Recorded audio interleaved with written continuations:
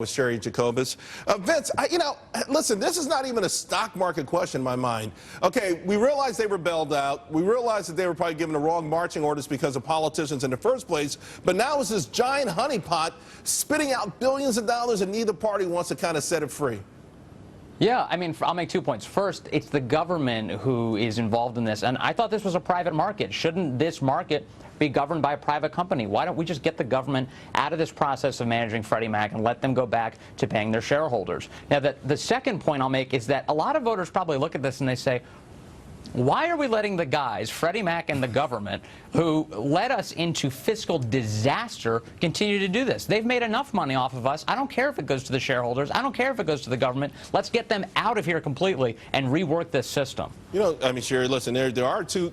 Those are the two choices I think most people would say. Now, you have a lot of people who are actually bought the stock, thinking that eventually, if they pay the money back, they would be an entity, to Vince's point, separate entity. And there are a lot of people saying, hey, you've got these politicians who see all this cash coming in. What are they going to do? They're going to start having Freddie Mac make these dangerous loans again because A, they want the money, and B, they want the political clout, sending us right back to where we started. Shareholders should be screaming bloody murder and to get out of here, get the government out of this. It's time for the government to be out of it. Look, the government has become almost like the loan sharks. You know, they come in to help and then you can't get rid of them and then you're in trouble, and that's what's going on here. The government has absolutely no business being in there now. This money needs to go to the shareholders. Also, they need to be screaming bloody murder. And this is, by the way, this is both political parties.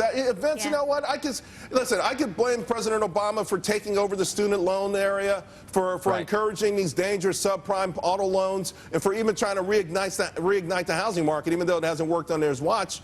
But these are both political parties. When they get this cash, they never want to give it up. It's cash and power. Yeah, I mean, shareholders are mad as HE double hockey sticks that they're not able to get paid out. And the reality is here that they should be mad. Why would you want to be a shareholder right now in Freddie Mac? I mean, what's the incentive? The government is just taking all of the profits. So at this point, why are you putting your money there? What's the point? Because as you suggested, the government's going to keep going. This is like a tax. Once the government imposes a tax, no matter how stupid it is, even if it had a temporary good reason, you can't get rid of the tax without a big fight. The crisis is over. It's the same thing. Yeah, and this is why we wonder why America is looking for a businessman or someone who is not a someone who's not a politician. Guys, thanks a lot. Really appreciate it. Speaking of